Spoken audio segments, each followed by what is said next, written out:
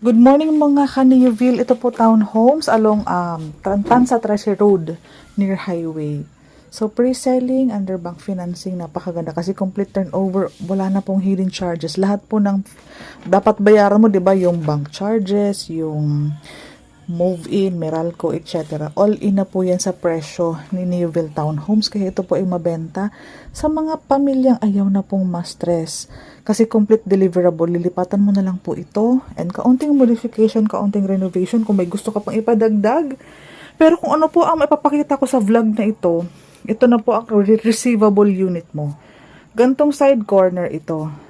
Mas malaki ang toilet nito kasi full toilet and bath ang sukat niyan. Ito, may sink tayo dito, pero malaki ang ating service area sa likod. May access lot ka. So, pag corner, pwedeng 2 carport.